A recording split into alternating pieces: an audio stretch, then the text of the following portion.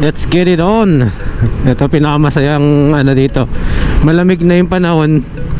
Pag malamig, ang sarap ng mandar ng e-bike natin. Gustong gusto niya yung malamig yung panahon. Diba? So yan, biglang humihinto yung bus sa ano. Ito biglang huminto dahil may biglang sumenyas or nag right turn, no?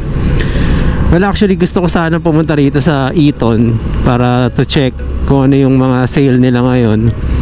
Kaya lang, isang beses pa lang natin na gagamit yung yung kinuha nating helmet.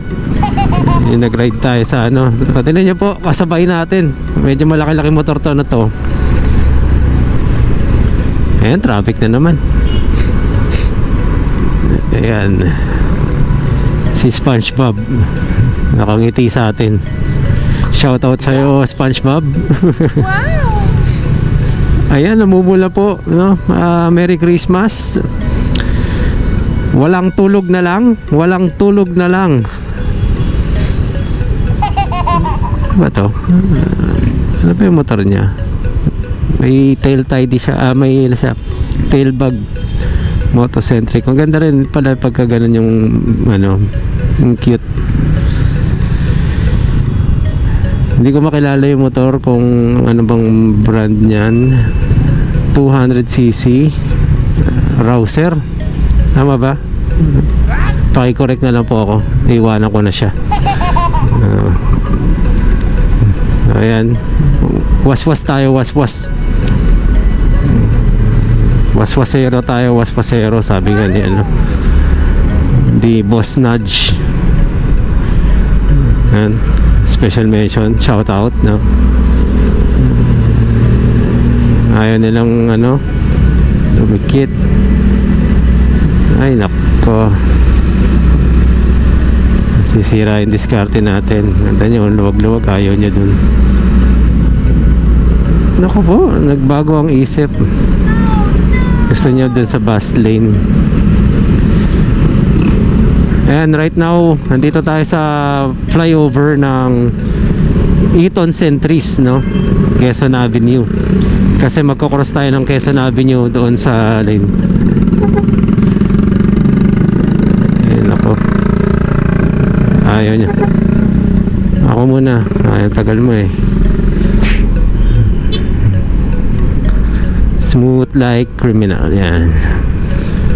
Check, check. Was. Ayun, binusinahan yung ayaw mo tumabi kasi. Gulat siya eh. So ayan, smooth lang tayo.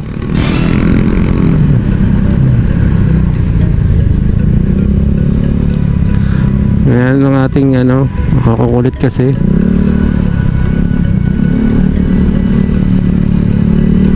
Makulit ng L3 yung gigit-git. Mabagal kasi ito mga to. Ako muna.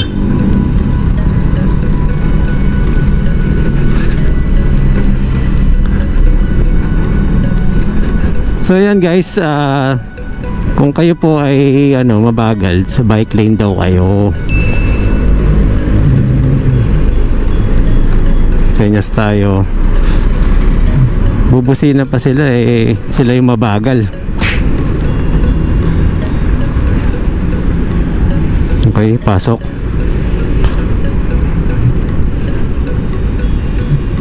So yun, pakita natin, wasposero tayo.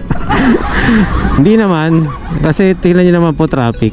At sa maririnig yung makina, heng, di ba? Oh, ingay. Dito smooth lang tayo para lang tayo nagbabike.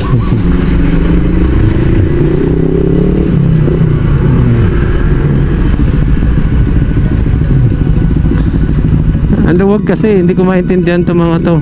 Gusto nyo pumila.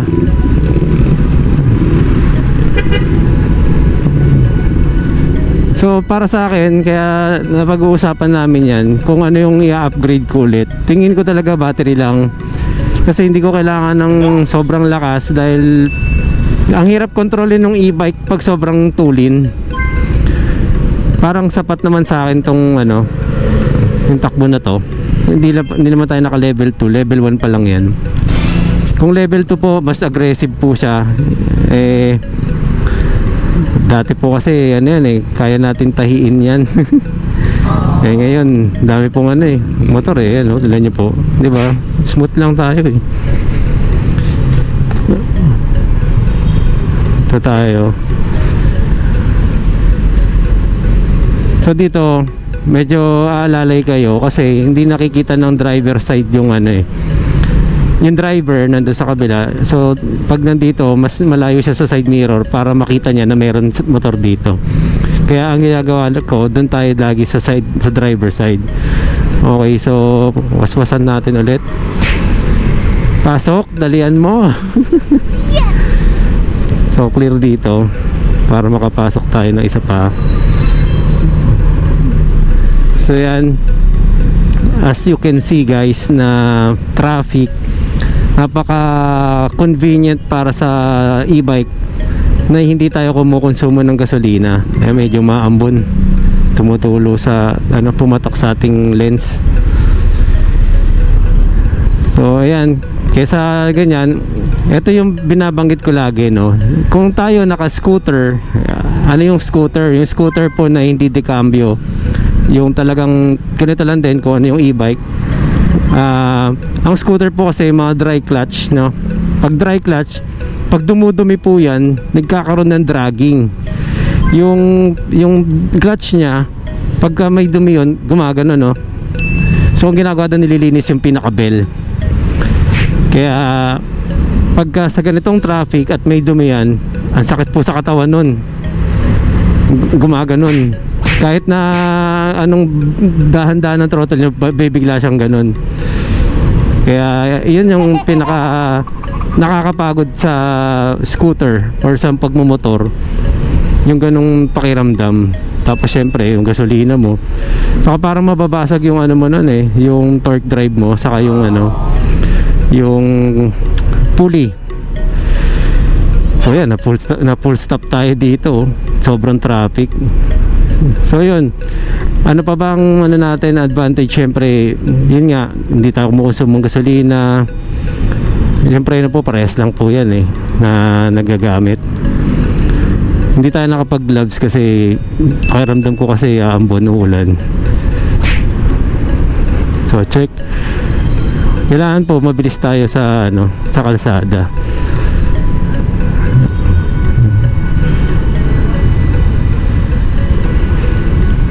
Ayan, e-bike waswas sa EDSA. Ayan, yung gawin natin yung title.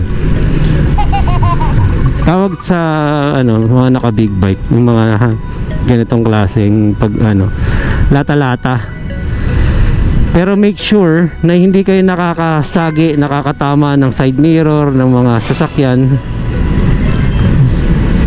Safe lang dapat, smooth lang. Yung iba po kasi sobrang, akala mo naman laging nakikipagkarera ng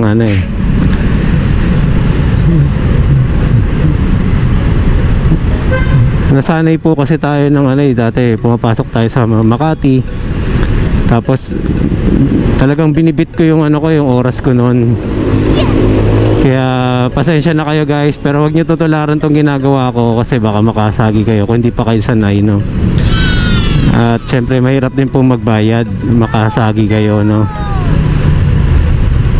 Ang problema po natin ngayon, bigla-bigla may sumusulpot. Nung araw po, wala po kasi talagang tao dyan sa EDSA. Yung mga nagtitinda po ng mani dyan,